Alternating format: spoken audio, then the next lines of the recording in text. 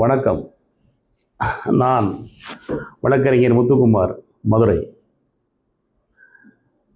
தொழில் நஷ்டம் அல்லது தனிப்பட்ட காரணங்களால் நீங்கள் வாங்கிய வங்கியின் கடன் தவணையை இஎம்ஐ ஒரு சில மாதங்கள் கட்ட முடியாமல் போய்விட்டதா?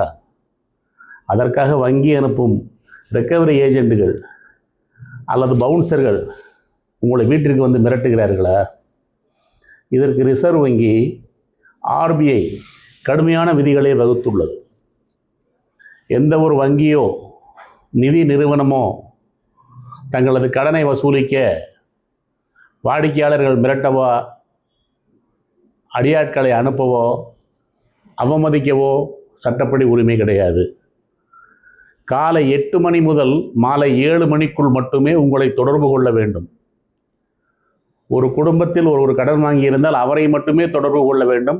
அவருடைய சகோதரர்கள், மனைவி, மக்கள், தாய் தகப்பன் இவர்களை தொடர்பு கொள்ளக்கூடாது.